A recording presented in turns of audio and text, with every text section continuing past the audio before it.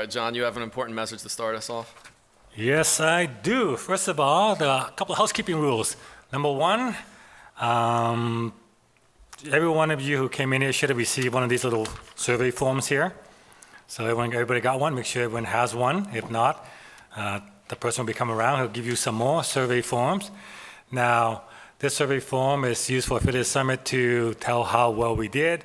So what I would like everyone to do right now is to basically just let's get this out of the way by writing the title of this session, which is Six-Figure Mastery, Session 2A, and then just circle 10 and 10 and hand it in, and we'll get that out of the way, and we can then begin. All right, so thank you very much.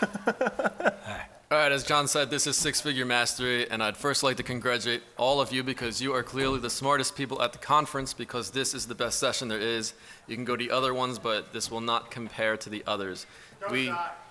That is correct. So we basically are going to tell you how to create a blog, how to make money online, how to bring it to the next level, and we're going to answer your questions. We're not going to show you boring slides or any garbage like that, so we're just going to basically tell you how to make an awesome business online. So I'm going to start with introductions, and I'm Zach Johnson, and I have a blog at zachjohnson.com. I started making money online back around 1995.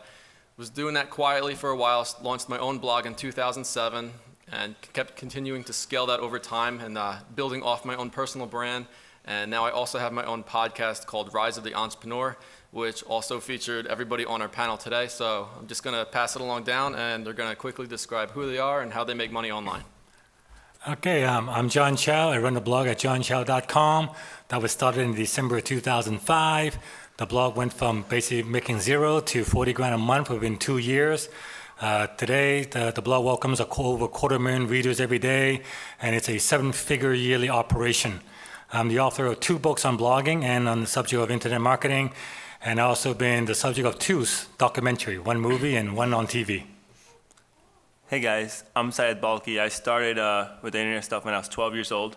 Now I run the largest free WordPress resource site called WPBeginner. If you're running WordPress, you probably have seen it.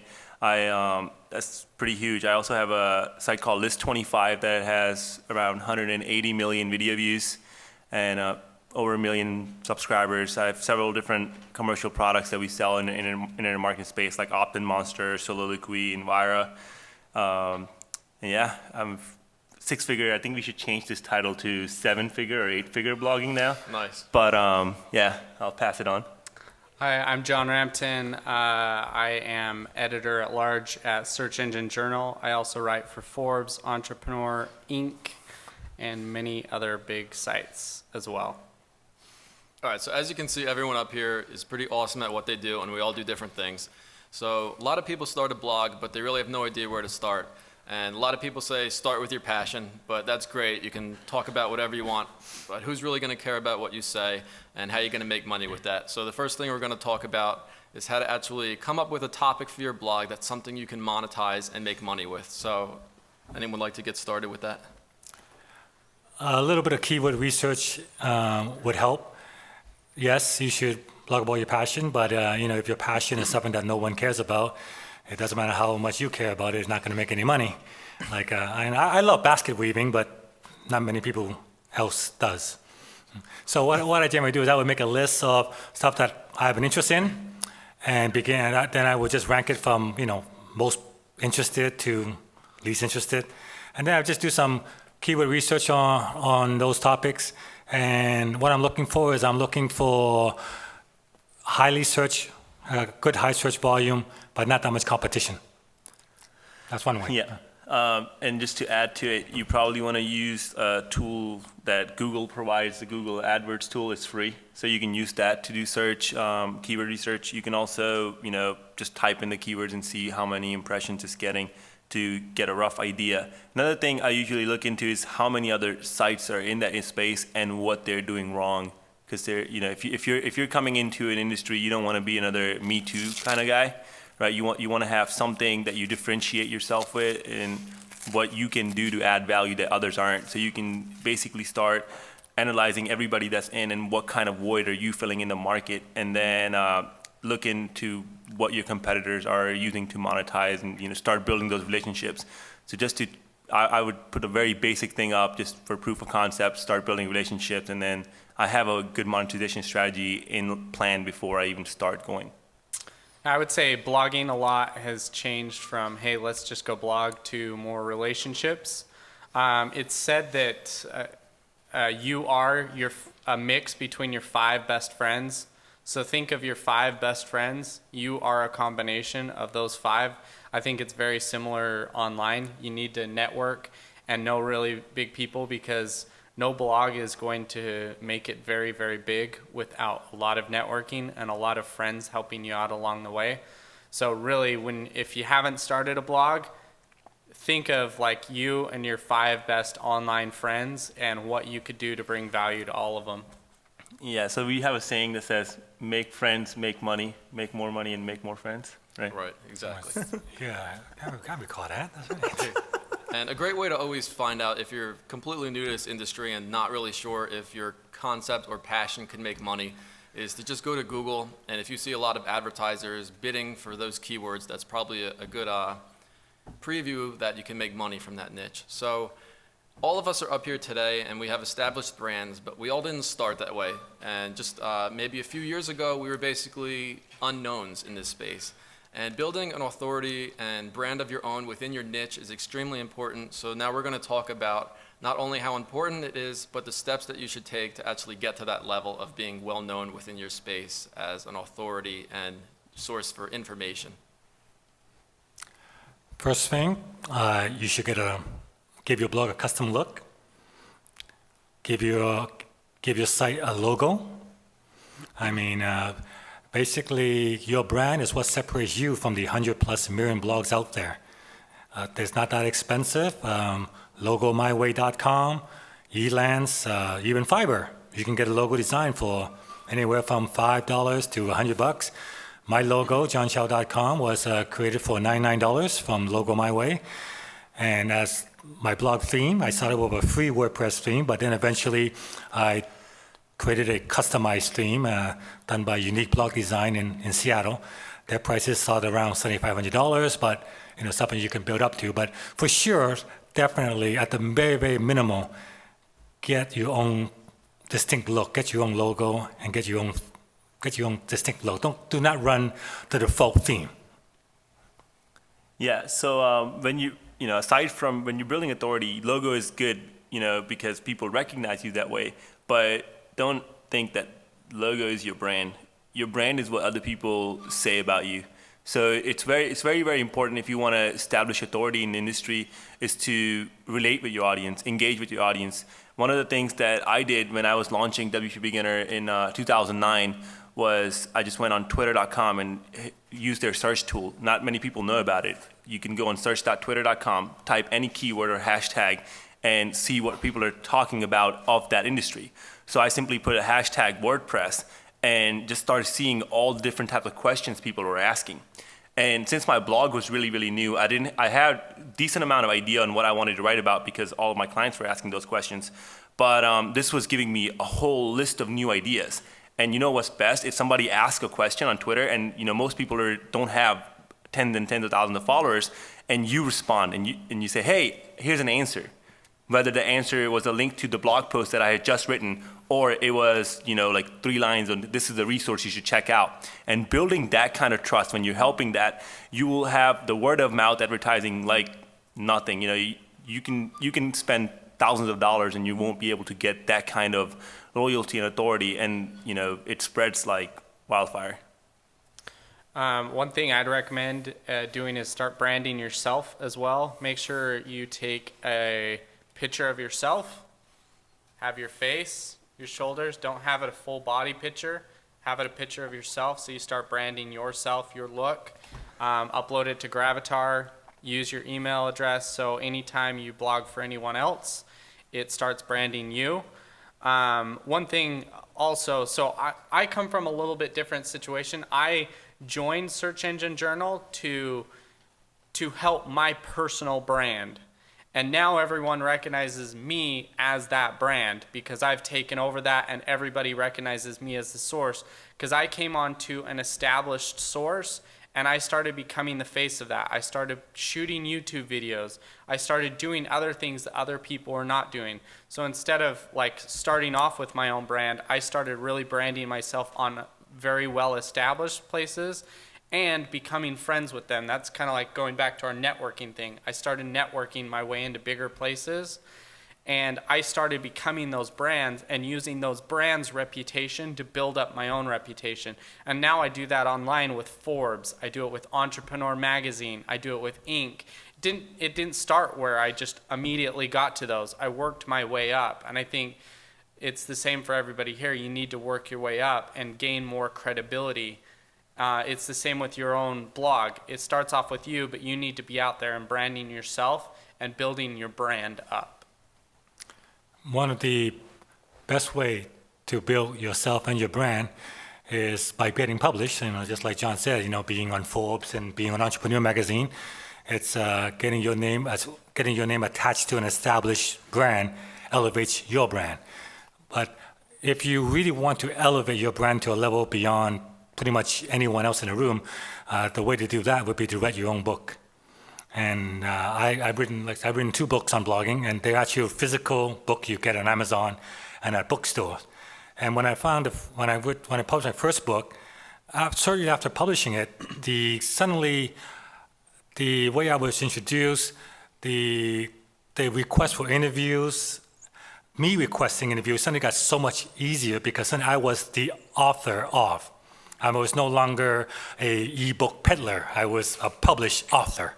And that title just elevated me to a whole other level. And suddenly I started getting requests to do keynote presentations in other countries and stuff. So, and the great thing about writing a book is you don't actually have to be the person to actually write the book. You can get it ghostwritten. You can. In my case, what I did was my freelance writer. I gave them my original ebook that I gave away for free, and I said, turn this into 30,000 words. And you have a choice. I'll pay you your ghostwriting fee, just be my name on it, or if you want, I'll share the byline with you. So it'll be John Chow with Michael Kwan. And then you will become a freelance writer with a published work. And he chose that deal, so it was a win-win situation. We split the royalties. I became a published author. He became a published author as a freelance. So his writing feed for freelance writing has gone up because he has a published work to show for it. And since then, I've gone on to do another book, and it's really a fantastic way to elevate your brand. Because when big media such as Fortune, CNN, when they're doing news, they need a quote from somebody. They have a list of people they call on. And generally, like they said, they need some quotes on blogging. So they're going to have a list of all bloggers they want to call on, say the local newspaper. And they were always going to call out the person who's a published author first. Because he's going to be considered the established authority. Right? So I find that's been the biggest thing that has helped me build my brand throughout the years. One of the other things is if you don't have a guest or if you don't have like a ghost author, or if you're not as big that people are willing to do stuff for you for nominal fee or nothing, then you use something called a help a reporter out, HARO. And a lot of reporters from big sites, major publications are asking questions, and if you can relate to it and you can answer it, there's a good chance that you get picked up from there and you'll be quoted in a bigger publication like a CNN or a Huffington Post or Wired or Forbes or whatnot. What's that called? Help a reporter out, HARO, HARO. I call it Haro, but okay, I just call it HARO. Haro. it's probably Haro. He's probably right. Yeah, it's help a reporter out. So check that out to get mentioned. And then I can't stress it enough, and John has done a very good job stressing it out, is to follow up. If a publisher publish it, that interview or whoever the writer was, thank them, retweet their stuff, favorite their stuff, not just the ones that you were published in, even the other ones, because it goes a long way. You're thanking them, then that kind of builds a relationship. So next time maybe they come directly to you. They skip the whole middleman of a helper reporter out. So that's how you build connections. Yeah. One last tip. The Affiliate Summit magazine feed front, all those articles in there are submitted. Yep. That's right. Most trade magazines they don't have a paid editorial staff. It's just not in the budget. Virtually every single article in Front and every trade magazine are submitted by their members. So and getting published is a fantastic way to elevate your brand. So if you submit an article to Front magazine, they publish it, you have something to show, you publish. Yep. So we're stressing the importance of why we all need a brand, and it's basically the long-term life of our business. And we didn't get up here because we slacked off or just let things go as they were. We're continually finding new ways to either monetize our websites, connect with our audience, and we're doing more than the other person. So if everybody out there is writing blog posts, then you should be doing video. And if people are doing video, you should be doing video with infographics and doing interviews on other websites, doing everything you can possibly do to cater to your audience better than your competition is. And that's something that I've also done because I've already been a blogger for a while, and now I've moved into the podcasting space, and it takes up a ton of time, and you're not going to make money with it, but it's going to build your brand in the long run, and you can promote your other stuff. So something that John has done very well with over the years is figuring out how to monetize his audience through a sales funnel, which he'll tell you about now. Yeah, basically, it took me 2 years to get the blog up to $40,000 a month. And after that, it kind of got stuck at that level. It was it was kind of a ceiling that I couldn't break out of. And the reason for that is that now, to these days, the blog makes 6 figures in a month. It's like well into 6 figures. But my traffic actually hasn't gone up that much than a few years ago. And I've never increased my ad rates, and I never increased the number of ads that's on my blog. But yet the traffic, the money, the income just keep going up. And how that's done is, well, 2 main things. The first thing is a lot of the revenue channels that I promote pay a residual type income or passive monthly type income. For example, AWeber affiliate program gives you 30% commission on the customer's bill for life. So when you refer a customer to AWeber, they'll give you 30% of the bill. First month is $1, so you get 30 cents. Next month it goes to $19, so you get $5.70, and as their list gets bigger, your bill gets bigger. So during the past 5 years, I refer hundreds of bloggers to AWeber, and I make 30% off their bill every single month. So I'm still getting paid for stuff I did 5 years ago. And the biggest account that I refer to AWeber, his list has gotten so big, his monthly bill is almost $3,500 a month. And I get 30% of that every single month. And to this very day, I don't know who that guy is. I'd love to find out. Maybe someone's in the room, I don't know. But so I love promoting things that pay me a passive residual income. That's stuff that I can do. The second thing I added was basically just ever increasing higher ticket products. Mostly before my highest, I would stop promoting stuff that costs more than $100. Most of my stuff like ebook, e-courses, around $97. But when you're building a brand, when you're building a blog that people trust, if they trust enough in you to buy a $97 product from you, there's enough trust there for them to buy a $1,000 product from you, and then a $2,000, $3,000, $5,000 product from you. So today, I have a product that costs up to $30,000. So basically, somebody who comes to my blog, starts off by downloading my free ebook. The sales funnel will push them through to offer them a entry-level product, say $47, $49. And that product is not to make money. That sale is to get the customer. Because if that customer is going to buy $49 from me, he'll be willing to buy a lot of money from me.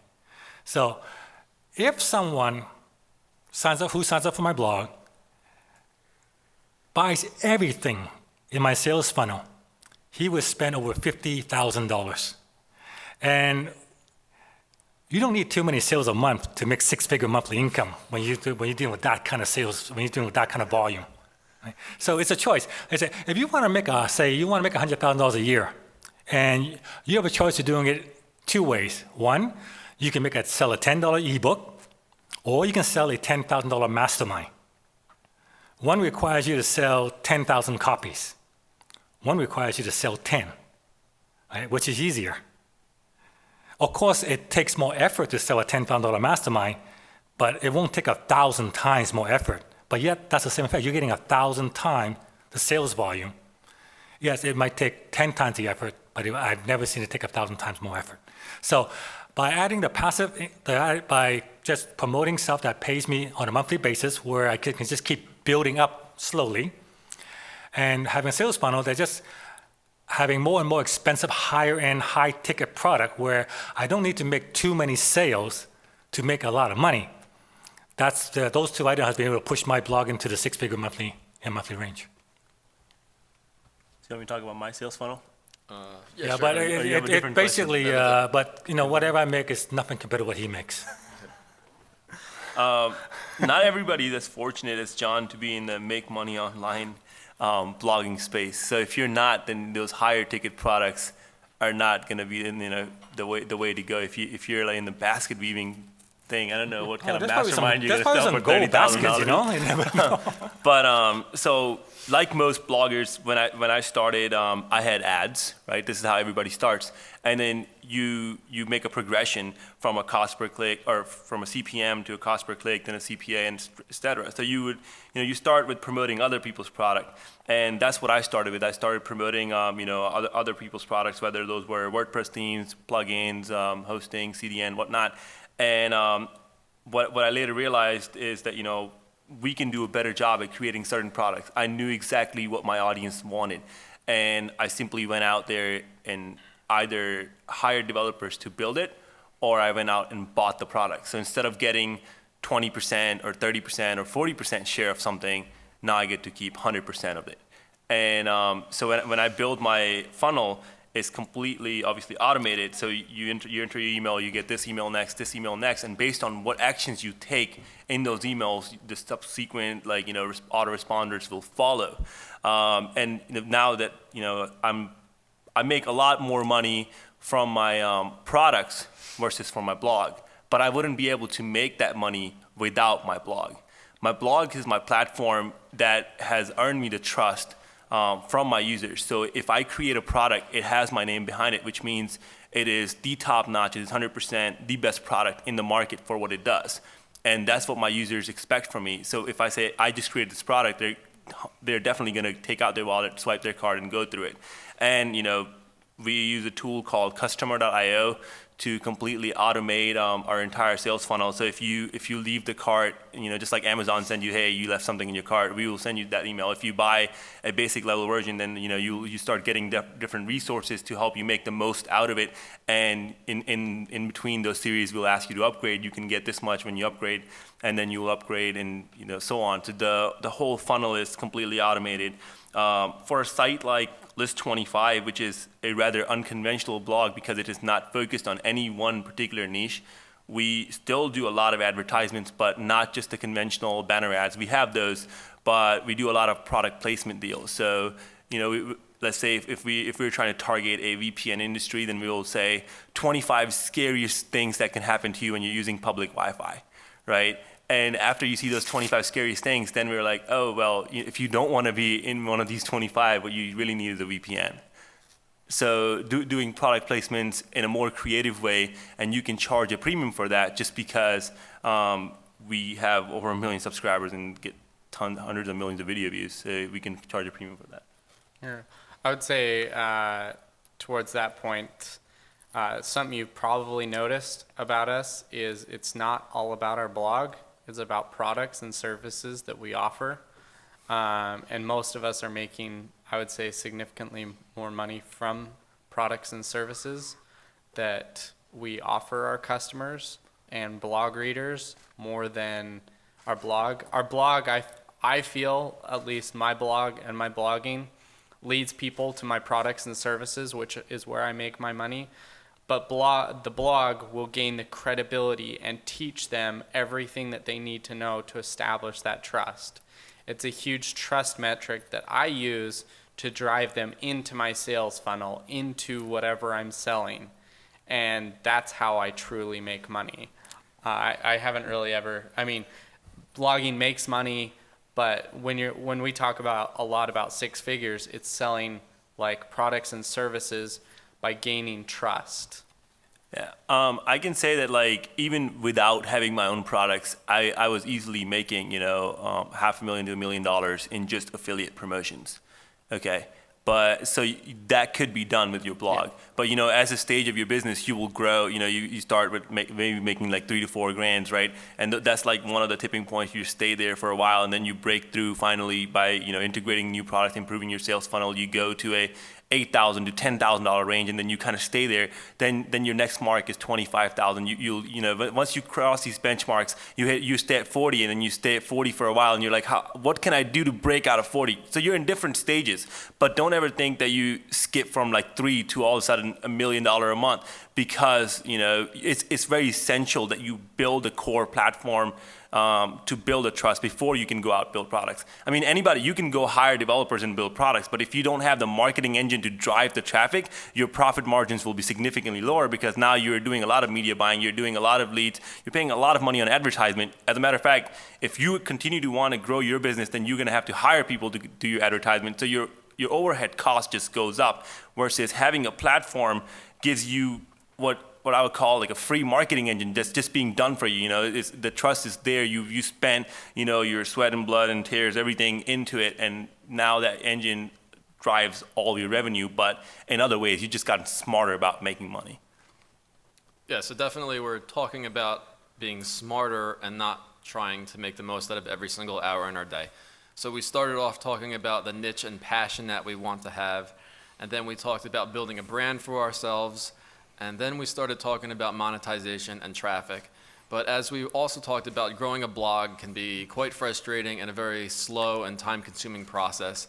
But thankfully, through social networking and other media outlets, there's a ton of traffic. There's over 1.3 billion people on Facebook, and another several hundred million across other sites like LinkedIn and YouTube and Twitter. So Syed has become a master at YouTube traffic, and he's going to tell you how you can start doing the same as well. So the trick about YouTube, right? People often underestimate YouTube. People are like, it's easy to create an article. Google is the largest search engine. Let me go and get all the traffic from Google. But there's a lot of competition. YouTube is the second largest search engine in the world. Okay, it's actually oftentimes, if you look in the rankings, second most popular site after Google. So, but people completely ignore it. So what I do is every time I write an article, I try to convert that into a video. As a matter of fact, that's how I did it with List 25, complete experiment. 2011, I launched a site. There were tons of list sites, and I said, instead of being top 10, I'm going to launch top 25. 2 months later, I'm like, well, I'm doing really, really well on Facebook. Let me try this on YouTube. Push one video a week. You know what the video was? It was a slideshow of all the images of my article with the audio. So I'm not a professional videographer. But that little thing just clicked. People were like, oh, I love this. So essentially, it's a podcast with a slideshow. Right? Everybody was doing podcasts. I just decided I'm not going to leverage iTunes. I'm going to leverage the second largest search engine in the world, YouTube. So the trick is your title obviously has to have keyword oriented. So I'm going to look through what people are looking for, what my audience need, and my title is going to reflect that. Your description, the first two lines or first two sentences are the ones that people are going to see when they're searching. If you don't know that, for very, very popular keywords, in Google search results would show videos. And guess where those videos are coming from? Most of the time, YouTube. So there are times when I'm the second and third result, because my article is second and my video is third, or vice versa. So now, out of 10 results, I own 20% of real estate in Google search, and I own the number one spot there. You want to transcribe your videos. At the same time, using the YouTube transcription tool, but also put that transcription in your description, because that goes a long way. Instead of just dumping keywords like what a lot of people do, that's not the best way to go about it, because YouTube is getting smarter about it. So you basically would, let's say if you have a blog post, you sum it up into several different paragraphs and line it down. So if somebody wants to not watch your video and just go through it, there's a lot of metrics people are looking at, or YouTube is looking at, the audience retention, at what point your people are dropping. So you use that to adjust the length of your video, because if you have a really long video and people are dropping 20%, YouTube is not going to put you in their organic search results at the very top, or even show your video as related. So you should learn, okay, well, if people are dropping after a minute 30, I should make my videos minute 15 and keep those people on there. So I would use that data and say, okay, now I've increased my audience engagement, and that's what YouTube cares about. That's part of the algorithm, right? So you shorten your video, you figure it out without going too crazy. You shorten it and see, does that improve my engagement? So you can do that. Another thing you could do is use playlists. A lot of people don't use playlists.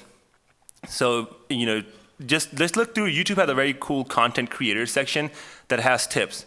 So obviously most people have intros. They can pay somebody on Fiverr to create an intro, but you can have an end card as well. And there's standard practices. You have your logo, you have 2 related videos that you have uploaded, and you link to them using the annotations part of YouTube. But a lot of times what people do is they link to the actual video. What you want to link to is the video and playlist equals the playlist ID. What that does, every time a YouTube video ends, it shows other related videos, which 2 of them might be yours, the other 8 is somebody else's, right? So it gives your audience a chance to go to somebody else's channel. However, if they click on that related video, that means they really like it. And if you load it in the playlist, the next time the video ends, it goes to the next video of your own. It doesn't even show them the other related videos. So they always stay in your channel, and now your channel engagement is going up. So now it gives YouTube the incentive, like, oh, this channel is doing really, really well. So now they're going to promote your channel even more. So you're playing with the algorithm a little bit, but it's all around the engagement part of it. All right, now I'm sure some of your heads are exploding right now because that was a lot of information, and you can tell Syed's extremely passionate about this, but he has every reason to. So why don't you tell us some of the numbers that you've experienced through YouTube? We are growing at around 70,000+ subscribers a month on YouTube. I think we're closing on 1.2 million subscribers. I launched the channel in 2012 January, so it's a little over 2 years. I think we have like 180 million video views on our channels. And tons of comments. I don't even know how many comments. I can't keep up with those.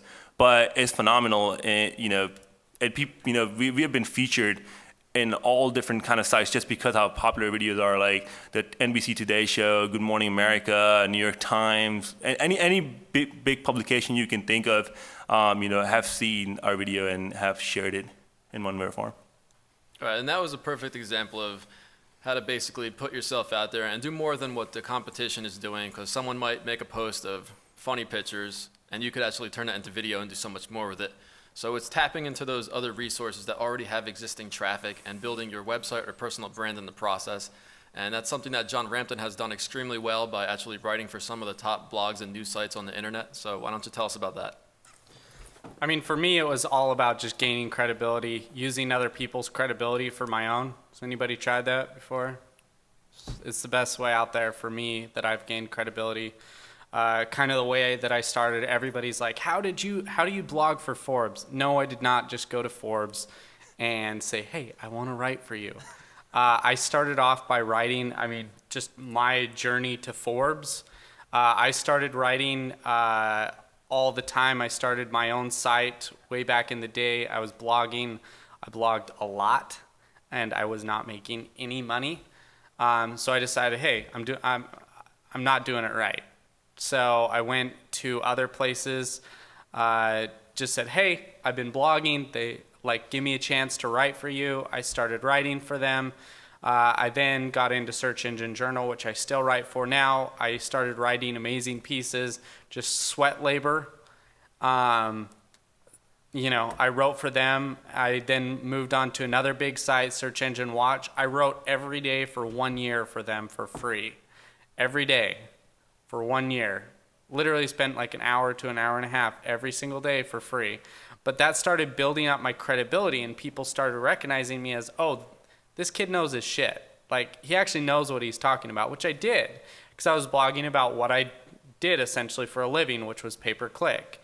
And then I moved from there to the Huffington Post accepted me as a contributor. And then I wrote for them for a while, and then I went to Entrepreneur Magazine, and I said, hey, I'm really influential about this subject. Can I write for you? So I got accepted there. And then from there, I started going to other big places and just stepping my way up and really starting just leveraging what I had and then going to kind of the competition. So Entrepreneur, one of their biggest competitors is Forbes. and they of course want to pull over. So I wrote for them for a while, proved that I'm very valuable to them, and then went to their competition that's a little bit bigger, said, hey, I want to write for you, and just started leveraging my way up to the biggest place possible. So, and I highly recommend like leveraging yourself out there if you want to gain a lot more credibility. Your blog, of course, is your foundation for your product and service. So I always recommend like have a foundation, but I use these other places to really like build engagement with an audience that isn't on my own brand or service. And it takes that audience and says, I'm very influential right here. I'm the master, like nobody's better. So I want to share my experience.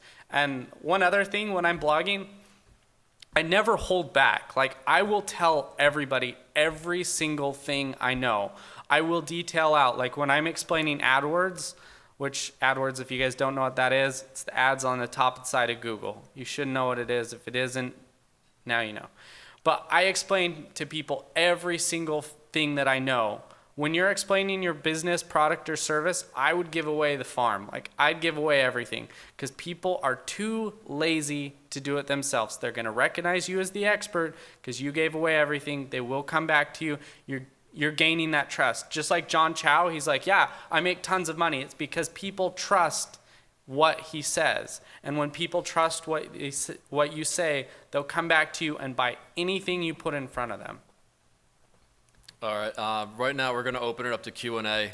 And I don't think there's a microphone, but you can just come up and ask it. And basically, this is your opportunity to ask 4 people all at one time their opinion on anything. And you probably won't be able to catch us all at the same time during the rest of the event. So if anyone has a question, just feel free to raise your hand, shout it out. What do you sell, John? What do I sell? I sell consulting services. So I consult with many different companies. Typically, it's all about online marketing, how to further their product or service online. Yeah. I'm interested in hearing about how you guys build teams, outsource things. Do you have full-time employees, part-time, things like that? Yeah, my entire team is outsourced, unlike Syed, who has 12 employees. I have 3 staff writers. They're all scattered. One's in South Africa, one's in the US, and one's in Vancouver. So they maintain articles on the blog. And because the blog is named after me, most of the articles are done by me. But if I need to, like, got into a bike accident last week, so I can't write as much as I normally do. So basically, I'm telling them to take over right now. My programmers, they're in Malaysia, but basically, we just use IM to communicate. It's just a lot of trial and error to find the people that will you be able to work with, that understands what you want and on the same wavelength. You probably go for a lot of people, but basically, in my case, a lot of the people that I work with today found me. So in that case, because of the popularity of the site, as the site got bigger, I do get emails asking people submit articles to me, like guest posts, that kind of stuff. And some of them will submit multiple guest posts, and I read them, and most of them I can't publish because it's just not up to the quality. But there are some people who do submit really high quality stuff. And instead of just publishing it, I just go, you want to write for me instead? I'll pay you. You make money. It really depends. I want to quickly touch on it. It really depends on who you're trying to hire, right? If you're trying to hire writers, the best way to find experts is look at your competitors, and they usually have staff writers, and you just go poach. Okay? That's the easiest way. And you get somebody who understands the industry. Not only that, they are experts, like this guy, right? He just talked to you about, he was on Entrepreneur, and after writing for Entrepreneur, he went to somebody who's exactly the same industry, Forbes, a little bit bigger, right? So, and then they were like, yes, we want you because people are following him. Yes, he built his platform. So that's what you do. And if you're trying to hire writers, I mean, you can go on Elance, you can find writers, but a lot of trial and error. But the easiest way to do it is that if you're looking for developers, you can put it on Smashing Magazine, job board. You can try out a bunch of Elance developers if you really want. You can put it in the Philippines. There's a Craigslist style job board in Philippines that you can try out create a bunch of, test projects. For managing them, you have to see, is the work being done? Are you paying them per hour? Are you paying them per project? You have to determine that on your own. But there's a good tool called Time Doctor. If you're doing hourly, you can kind of see how many hours you're really putting in. It records the screen and all that. For communication, you can use something like HipChat or Hall or Slack. It turns out to be a lot better. And if you're getting good developers, they're usually using something like a GitHub or a Bitbucket. So you can do that. So it really depends on what kind of talent you're hiring, and then we can talk about afterward if you have more questions. I would say on that, I mean, it really just depends on your business. Outsourcing obviously is the way to go, in my opinion, when you're starting out. Find people, find writers. So for Search Engine Journal, we do have a team of actually paid people that are on our team, but most of them are in different parts of the world, and they started off as contractors and have moved to team members. Mm-hmm. I find that works the best. I mean, I'm a firm believer in employees too, but with my last agency, we made everybody start off as a contractor for 6 months. If they proved their worth, they got hired. And when I sold that, we had 32 full-time employees. So. Yeah, and I would just add to that, everybody that I work with is almost on a personal recommendation basis. And by that I mean simply, if I know that I need someone to do video work or a master video, I'm going to go to Syed. And if I need someone who's awesome at news outlets and media, I'm going to go to John. So ask your close personal friends who are already successful and they know, because you don't want to go into Odesk and start going through 1,000 resumes trying to find someone that works and find out that 3 weeks later you wasted your time on someone who's no longer there.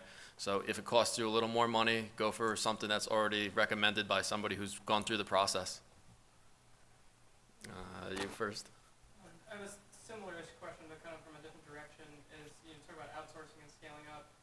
You guys are all masters of leverage, of building personal brands, and you learn all of this yourself. No one really, there's no college to go to this.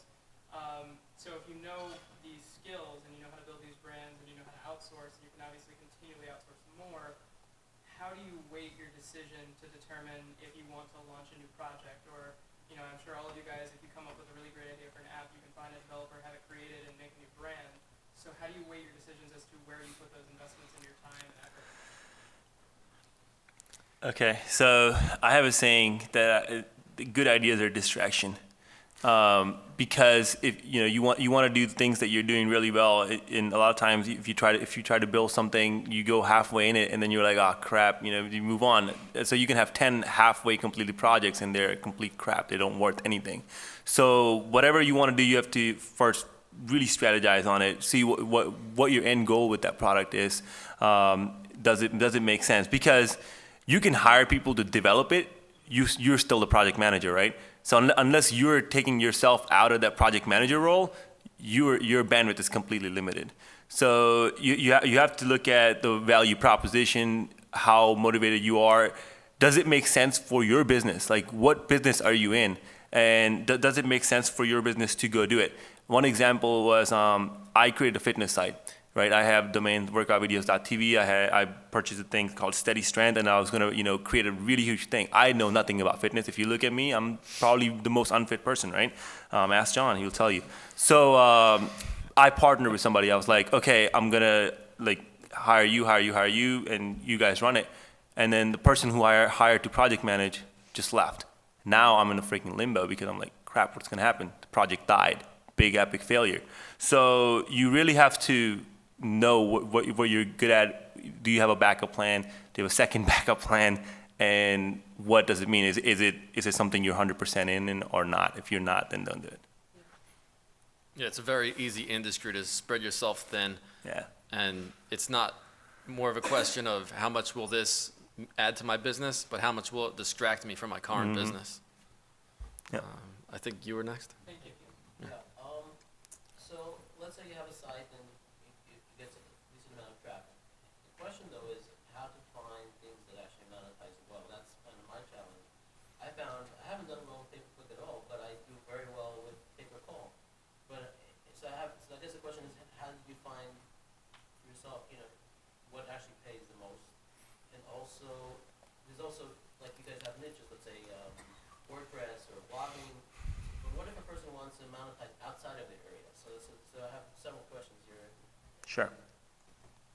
Well, one of the things that I mean, when I started in WordPress, that wasn't my niche, right? So this was a completely new niche for me. I think that networking helped a lot. A lot of people didn't even know about affiliate programs, right? If you're, let's say you're an accountant and you own a domain called taxsavingtips.com, and you want to do local lead gen for all the accountants. Accountants all don't necessarily know that you can get leads that way because they're still going on Angie's List and Yellow Pages and all that. So you have to educate the market a little bit. So I had to go to different plugin authors and kind of tell them that there's such thing called affiliate marketing. Most of them didn't know. As a matter of fact, like a only decent WordPress affiliate plugin was just launched like very recently, called Affiliate WP. So you have to educate the market. You got to be in the industry, really, really be in the industry. You can't be outside of the industry. Go to events, see what kind of products are out there. Maybe they don't have an affiliate program right now, but they will for you. You can maybe work out a completely separate deal, which is per month versus CPA or CPL, whatever kind of deal you're working out. I was just going to say on that, test different things. I mean, so my first blog I ever had was called Techie Mania. I know, it's an awesome name. Thought it was pretty cool back in the day. I blogged 3 times a day for 11 months, and I did not make $1. 3 times a day. It took me about 4 hours a day for 11 months. Didn't make $1. And I was working my heart out. And I was like, screw this, I'll just try different things. So I started trying tons of different things. I put on AdSense, and I started paying attention to the sites that people were clicking to. And then I started going to those sites and really paying attention. My first month, after 11th, on my 12th month, I made $300 just with AdSense. And I was like, oh, I'm blinging. But by my 3rd month after that, I really started paying attention, going to other players out there that people were clicking on, paying attention to what people were doing while on my site and where they were leaving to. And by my 3rd month, I was making about $2,500 a month. And that's going from nothing to $2,500 a matter of 3 months just by paying attention to where my traffic was going. I had the traffic, was going well, try different things. Obviously, there's AdSense, there's buy-sell ads, there's VigLink, there's a bunch of really good products out there for people to make money with that really are testing and experimenting with. So that's what I would recommend, test, and pay attention to where people are going and what they're doing on your blog.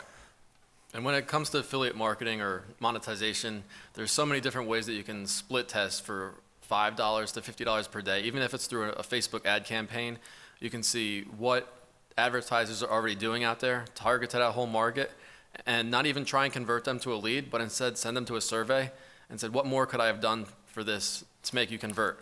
So now that they're telling you exactly what they would have converted for, or if they didn't sign up to the offer, why? So then you can create your own offer or even go back to that company and say, this is what could have been different. And if you're not going back to that company directly, work with the ad network to potentially create your own offer and then sell those leads on the back end. So you always have to look another level deep, because if somebody's doing one thing and they're making a ton of money, there's something that you could do to go a little further, zone in on that demographic, take that data, and basically it's endless, the opportunities. So just look at what's currently being done and then see what's not being done and combine the two. Any other questions? In the corner? Yeah, John, how did you initially find your first batch of effective outsourced contractors?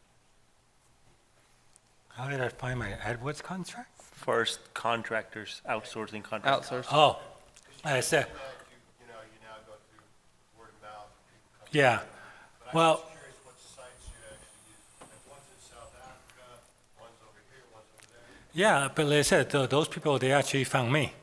Like when I first started, pretty much for the first 5 years, I ran the blog all by myself. We did all the blog posts. First 5 years, 2.2 blog posts a day, every single day for 5 years, just all me. It's just like John. Right? And I just built it up. labor. Wasn't, like I said, the blog was never started to make any money to begin with. It was just a personal blog. Right? And it just turned into a business. So No, didn't use them, but it built up a readership, and those readership, I started getting submissions, and when I actually needed something, I just wrote a blog post. Does anyone know? And I would get response. You could also use a service called virtualstafffinder.com. It's run by my friend Chris Tucker, and basically his entire company is based out of in Philippines. He's a British guy, and he'll find the assistant for you, like whether virtual assistant, writer assistant, whatever assistant you're looking for, and they will vet them through, give them an English proficiency test and all of that, and then they'll present you with 3 candidates that they think are the best, and then you just interview them. If you don't like them, you say, no, these don't work, and find me new ones. And they charge you, I think, like $350, $400 to find you a person, which is, saves you all the time. Yeah, I would say, going along that, the more you pay, the better you're going to get. Yeah. Not always. I've used Odesk and Freelancer and what's the other? There's a couple. There's so many out there. Designs. But for writers, if that's what you're looking for content, I find that 1 in every 25 writers on Odesk is good. 1 in every 25 is something that I would actually put up. Same with Text Broker. Just coming from my experience, so Zach and I actually started a site where we did content, and we had, maybe 8,000 people sign up? How many of them were actually good writers? Probably Not many. 50?